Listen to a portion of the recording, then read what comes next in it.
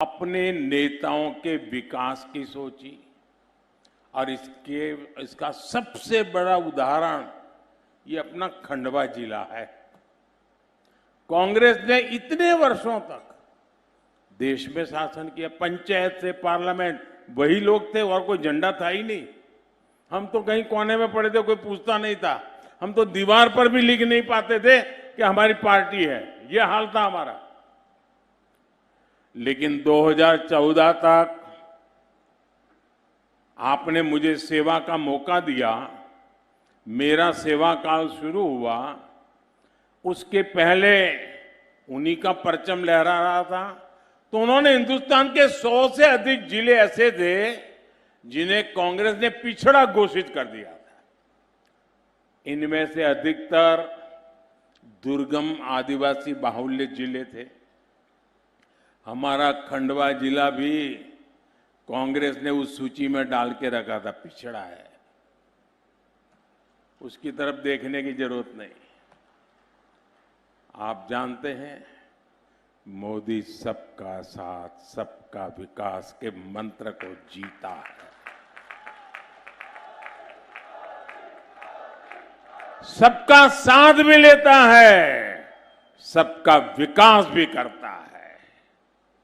तो मैं खंडवा के लोगों को ऐसे ही अपने हाल पर कैसे छोड़ सकता था। उन्होंने भले छोड़ के रखा, मैं वो पाप नहीं कर सकता था। मैंने अफसरों से कहा कि खंडवा पर पिछड़ेपन का बोझ नहीं चलेगा, इसलिए हमने खंडवा को एस्पिरेशनल डिस्ट्रिक्ट, आकांक्षी जिला घोषित किया और इसके विकास पर बल दिया। मैं खुद दिल्ली से मॉनिटर करता हूं, आपको जानकर के शायद आश्चर्य होगा। रेगुलर देखता हूं देश में कितने जिले आकांक्षी है और उन जिलों में डेली क्या प्रगति हो रही है। कभी नहीं ली, भाजपा सरकार उनकी सूद ले रही है। मध्य प्रदेश में बड़ी संख्या में बैगा, भारिया और सहारिया जनजाति के हमारे भाई बहन रहते हैं। ऐसी पिछड़ी जनजातियों के लिए पहले की सरकारों को कोई परवाह ही नहीं थी, लेकिन ये मोदी है, कहीं पर भी बैठा हो, हिंदुस्तान के किसी कोने के दर्द का पता चले ना, तो दवाई ढूंढ करके आ जाता है।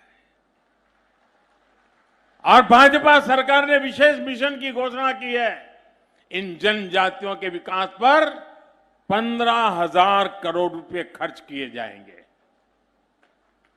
मेरे परिवारजनों, कांग्रेस ने इतने दशकों तक देश में शासन किया। कांग्रेस ने आदिवासी क्षेत्रों की सबसे अधिक उपेक्षा की। जब कभी सुविधाओं की बात आती थी तो कांग्रेस कहती थी कि आदिवासी गांवों को सबसे अंत में रखा जाए। कांग्रेस ने आदिवासी क्षेत्रों को सड़क, बिजली, पानी, स्कूल, अस्पताल तक के लिए तरसाया। आप हैरान होंगे कैसे चलाते थे। मैं जब गुजरात में मुख्यमंत्री बना तो मेरा एक बार आदिवासी क्षेत्र में प्रवास चल रहा था, तो लोगों ने मुझे कहा कि ये कांग्रेस के मुख्यमंत्री थे आदिवासी अमर सिंह भाई चौधरी, बोले ये उनका गांव है। मैंने कहा अच्छा, ये उनका गांव है। फिर मैंने कहा क्या है विशेषता। बोले साहब ये टंकी है ना, टंकी पानी की, अमर सिंह भाई थे तो टंकी तो बनी, लेकिन अभी तक एक बार भी भरी नहीं है। परवाह ही नहीं थी। मैं मुख्यमंत्री बना तो उस टंकी को पानी से भरने का काम मैंने किया था। भाजपा सरकार आदिवासी क्षेत्रों में 4G इंटरनेट पहुंचाने के लिए भी काम कर रही है। कांग्रेस ने आजादी के बाद मध्य प्रदेश को विकास की एक नई ऊंचाई पर पहुंचाना है। आप चाहते हैं पहुंचे, आप चाहते हैं हिंदुस्तान के टॉप 10 में मध्य प्रदेश का झंडा गाड़ दें। चाहते हैं ना? कांग्रेस ने एमपी को बीमारू राज्य बना दिया था। कांग्रेस ने अपना भ्रष्टाचार से, अपने भाई भतीजावाद से एमपी को एक बहुत बड़े गड्ढे में धकेल दिया था। ये भाजपा है जिसने बहुत मेहनत करके एमपी को इस गहरे गड्ढे से बाहर निकाला है,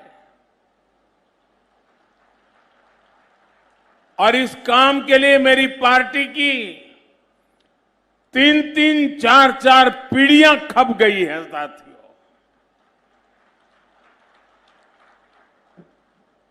इसलिए हमें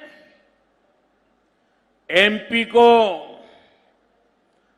कांग्रेस के चंगुल से बचाकर रखना ही होगा। रखोगे ना? जरा मुझे पीछे से आवाज सुनाई दे, रखोगे ना? एमपी को बचाना है ना? गलत हाथों में नहीं जाने देना है ना? पक्का? हमारा वोरा भाइयों यहाँ बैठा છે, મારી વાત સાચી છે ને? शाबाश। और आप जानते हैं कांग्रेस यहां सरकार बनाने के लिए क्यों छटपटा रही है भाई? क्या जरूरत पड़ गई है? पागल की तरह दौड़ रहे हैं क्या? कांग्रेस इसका इरादा साफ है।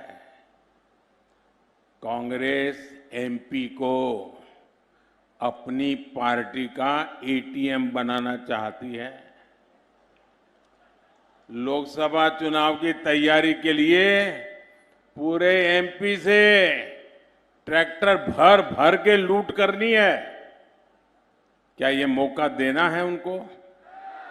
ये लूटने के लिए इजाजत देनी है क्या? जब कांग्रेस केंद्र में थी तो लाखों करोड़ के घोटाले करके अपना काम चलाती थी और उनको परवाह ही नहीं थी। अब देश की जनता ने 10 साल से उनको बराबर पहचान गई है। देश की जनता उनका हर कोने में से हिसाब चुकते करने में लगी है। 10 साल से केंद्र से बाहर, इसलिए वो हर राज्य को बड़ी लालच भरी नजरों से देखती है। कब मौका मिले, कब माल खाऊं। ये माताएं बहनें जल्दी समझ जाती है। और जिस राज्य में गलती से भी कांग्रेस की सरकार बनी, वहां धड़ाधड़ लूट ही लूट स्पर्धा चलती है। सीएम ज्यादा लूटेगा कि डिप्टी सीएम ज्यादा लूटेगा? आपको कर्नाटका से खबर आती है। कांग्रेस यानी गरीब के, मध्यम वर्ग के जेब साफ करना। कांग्रेस यानी विकास की गाड़ी को परमानेंट ब्रेक लगाना, इतना ही नहीं, रिवर्स गियर में डाल देना। और इसलिए आपको कांग्रेस से बहुत सावधान रहना है। आप ये गलती मत करना। इतने दिन बाहर रहे सुधर गए होंगे, वो सुधरे नहीं है। उनकी भूख ज्यादा तेज हो गई है। खासकर एमपी के हमारे नौजवान जो पहली बार वोट डालने जा रहे हैं, उनसे मैं खास आग्रह करूंगा, आप अलर्ट रहिए, क्योंकि आपने उनका राजकाज देखा नहीं है। जब आप 8-10 साल के थे तब वो थे यहां। आपको उनके खतरनाक खेल का पता नहीं है। जरा अपने परिजनों को पूछना, अपने बुजुर्गों को पूछना, माता पिता को पूछना कि उस समय क्या हाल था, तो आपकी आंखें फट जाएगी। ये कैसा मध्य प्रदेश बना करके रखा था। जनता ने हाथ जोड़ करके कहा भागो यहां से। कांग्रेस युवाओं की दुश्मन है, कांग्रेस नौजवानों की दुश्मन है।